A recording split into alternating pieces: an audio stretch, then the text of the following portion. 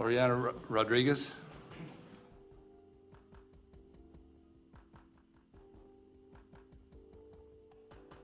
Greg Hamilton.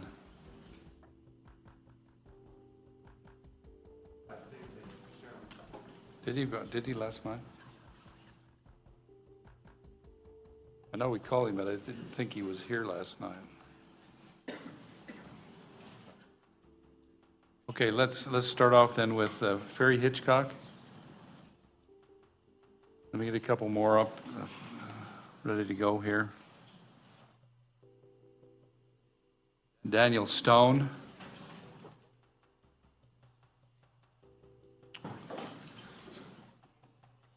Steve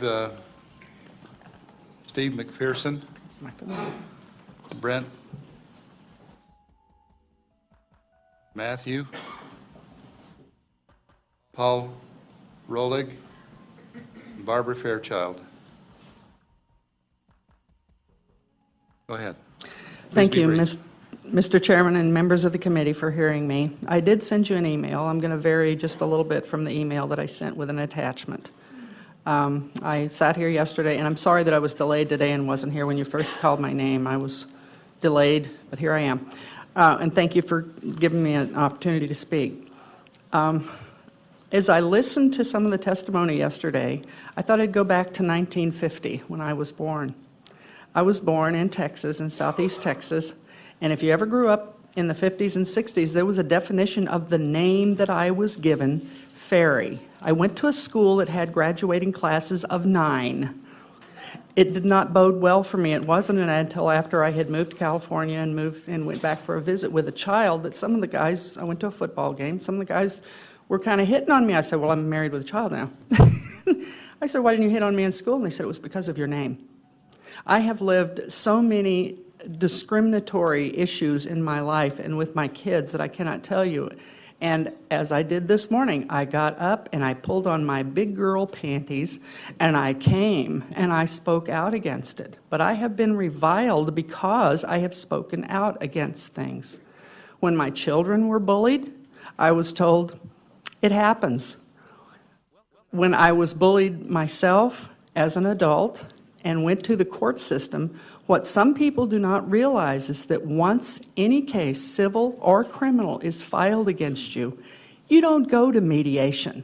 No one comes and asks your opinion. You have to hire an attorney and you will appear in court. And you go on and on and on from there. And it doesn't stop. I won't go back and relate some of the issues that I did in one of the old committees in the old courthouse when we were meeting over there, when you kind of had to get terse with me on an issue of civil rights with my youngest daughter, who is now 29. She'll be 30 next week, actually the end of this week. But she was abused, and the job that she had, they treated her cruelly because she didn't show up for work. She had to tell them what happened. And when we went to the EEOC in Seattle, we were getting a lot of help. But local people told us we needed to go to the Human Rights Commission in Idaho because it was so local. It was right here in our town. Once we did, they looked my daughter up and down, and she's very beautiful, very tall, and very slim, this younger one. And they told me, and actually her, they looked at her and they said, just get another job. That was the way a lot of this stuff is handled. Bad things can be said to you. You can be drugged through court even though you didn't do anything, and to the tune of $38,000 and 4 cases, and several of those cases dropped after we appeared in court to pick the jury because no one would come to testify against me because I had the evidence of perjury. But the court doesn't assign perjury to somebody who lies about stuff. You have to do that as a civil case. And a sitting legislator who was an attorney told me that for $50,000 he would read my papers, but he would not guarantee me any kind of representation. And I told him in an election year I didn't think that was going to happen. It wouldn't have happened anyway. But that's the kind of reaction you get once these cases do hit court. I am against this being passed because sex is in the civil rights law. I am a sex, I am a female, I am discriminated against a lot. I have been a servant my whole life. I sew, and I can make you drapes for Shakespeare that they still use around the country, the ones that I made in 1996 and 7. And they still travel with them and compliment me on them. And then their picture book, I'm not credited with them because I was a contracted employee. I can make you look good on stage. When I worked backstage with the International Alliance of Theatrical Stage Employees as a union member and representative to the Central Labor Council here, I got on my knees, I did laundry, I dressed the stars that came from Broadway. That's what you do. You wait around backstage watching a show where men fist fight each other behind the stage. In this particular show, it happened to have been Rent in the Morrison Center. And two guys were arguing over a lover, and they fist fought each other.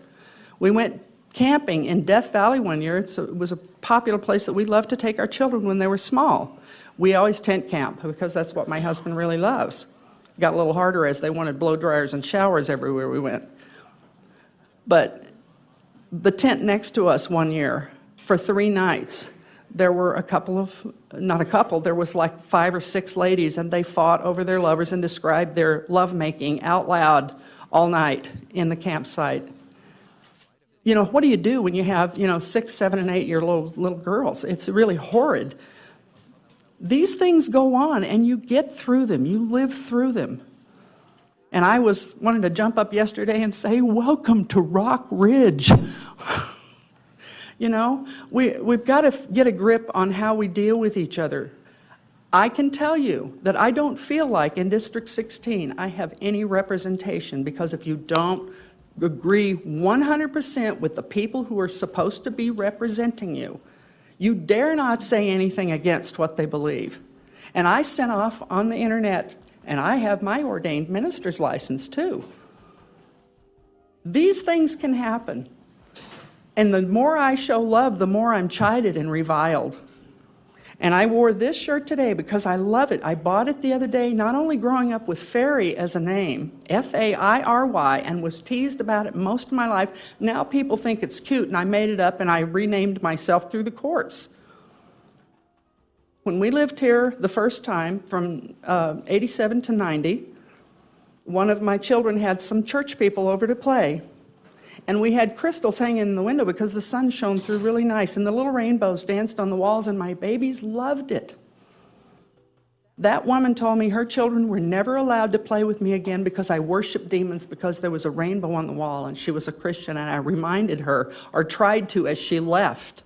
And my children were heartbroken that God ordained the rainbow to remind people he would never destroy the world with water again.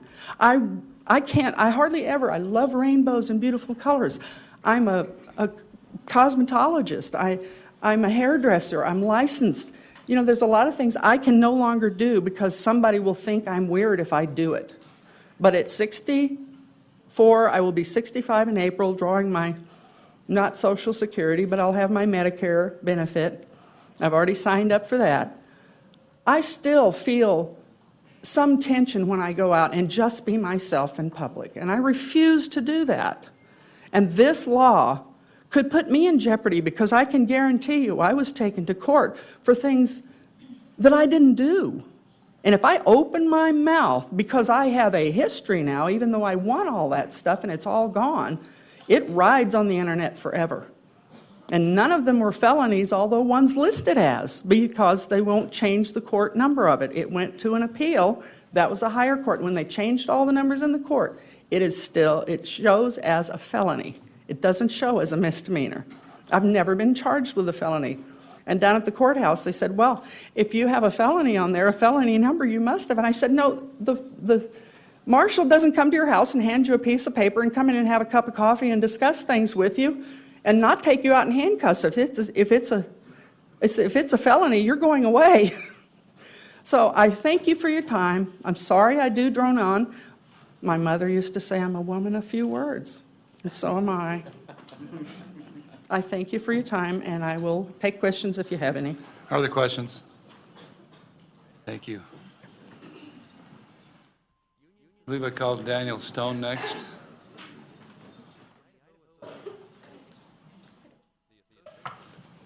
followed by Steve McPherson.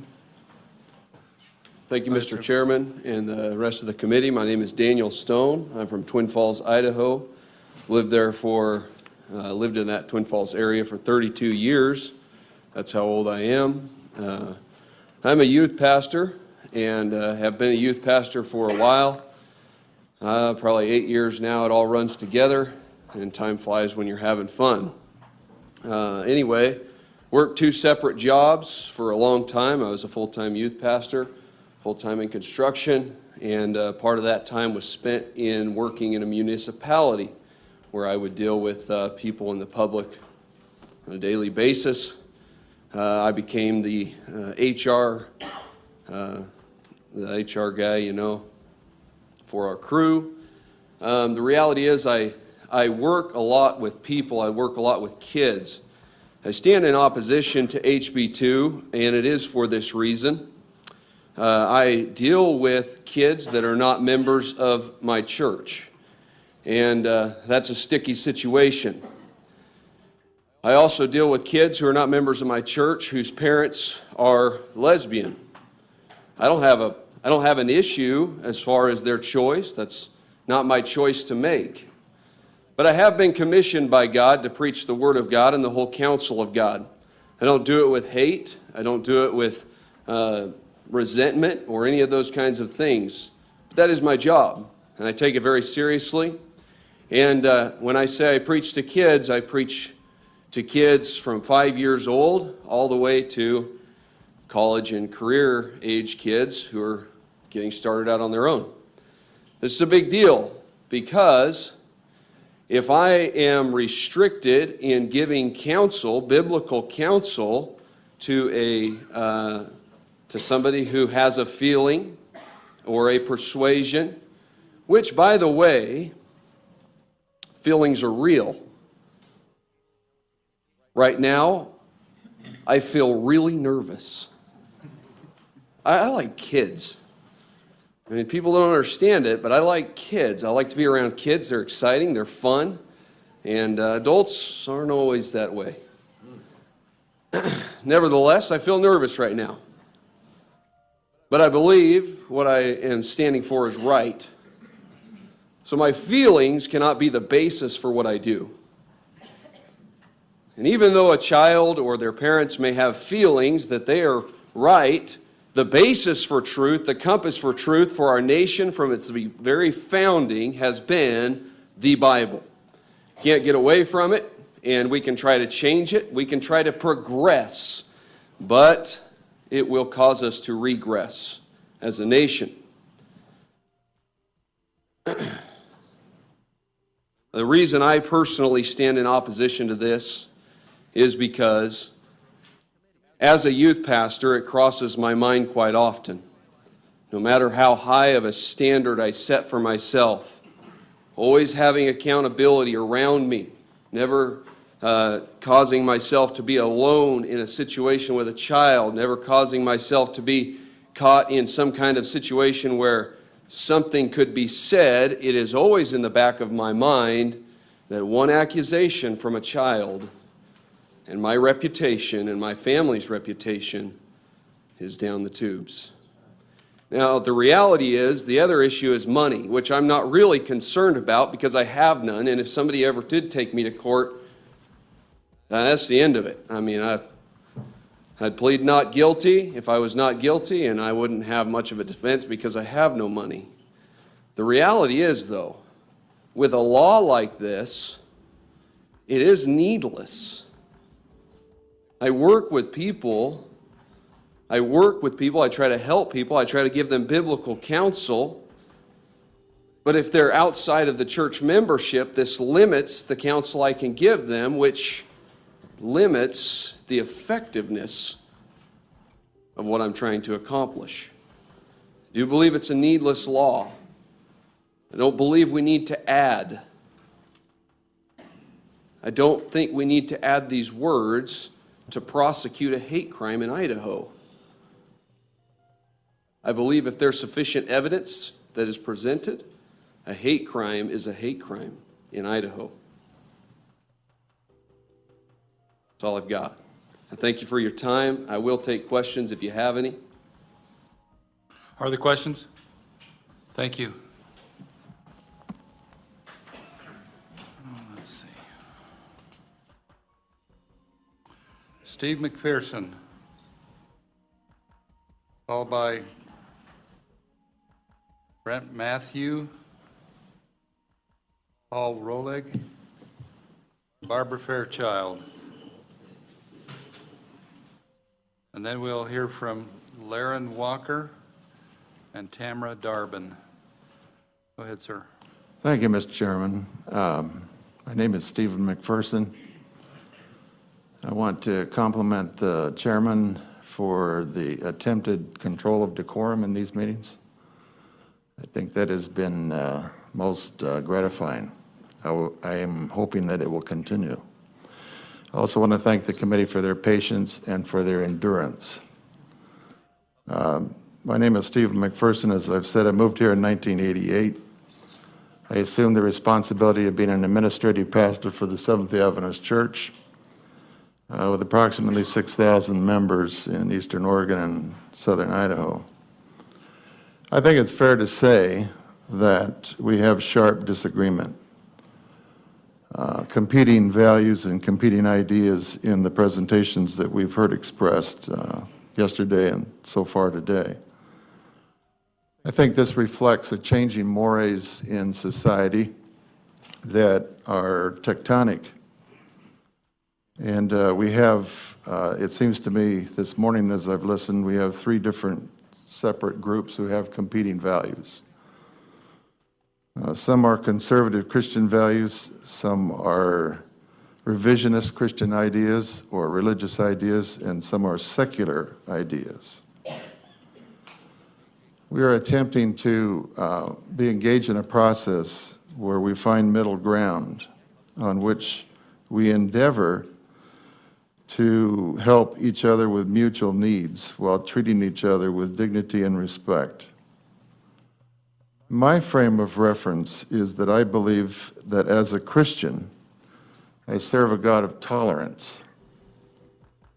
But that God of tolerance will also allow us to endure the consequences of our choices. That particular aspect has been ignored in some of the presentations from some of our religious leaders. I also believe that human choices or desires are not a safeguard to morality or to practice. The third chapter of the Bible records the greatest tragedy in human history, when human nature was basically and essentially changed for the worst. Because of our major differences in our presuppositions and our platforms and what we consider to be true, we find it difficult to get consensus. I believe it's the responsibility of the state to find middle ground to protect both majority and minority in their society. I believe HB 2 will exacerbate the tensions already identified by the testimony that we've been listening to. I believe it will multiply turmoil in the business community. It will further clog our courts. And ultimately, I believe it will infringe on our religious rights.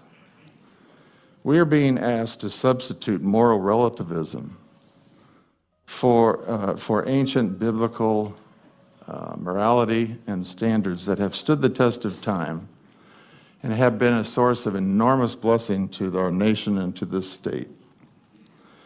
There is in this bill, HB 2, I think, the ominous hand of coercion in the background, hence the reluctance of conservative Christian adherents to comply or to go along with the support of this bill.